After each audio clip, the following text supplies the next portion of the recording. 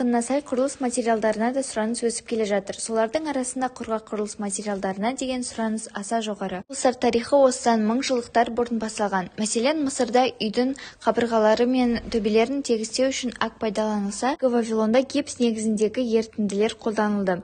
19 ғасырда цементтің пайда болуы бұл салаға үлкен өзгерістер алып келді.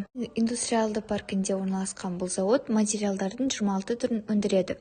Зауыттың 10 вагонға сақталған жеке тұйық темір жолы бар.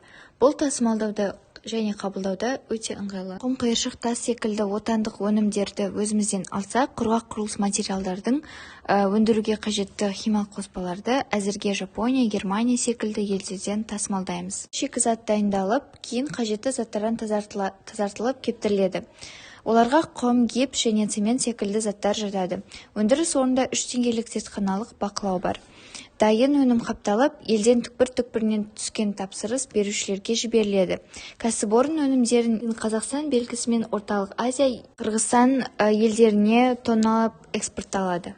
1 тонна цементке 1,5 тонна шикізат жұмсалады. Сондықтан барлық цемент зауыттары шикізат кен орындарының маңында орналастырылады. Елімізде ондай зауыттар 5. Олар Ақтау кентінде, Октябрьскіде және Сазтөбеде, сонымен қатар Семей мен Шымкентте. Цементті сумен және толтырушы заттармен араластырып бетон алады. Қатқаннан кейін бетон өте берік жасанды тасқа айналған соң, одан мықты іргетастар және тұтас үйлер, колонналар, жабындар, көпірлер, жолдар салуға болады. Жылдары Қазақстанның құрылыс индустриясының қарқыны артты. Саланың дамуына бірінші кезекте индустрияландыру және нұрлы жол бағдарламасы ықпал етті. Бағдарламасының арқасында құрылыс саласына қомақты инвестиция тартылды. Қазіргі таңда құрылыс материалдарын өндіретін өндірістер көбеюде.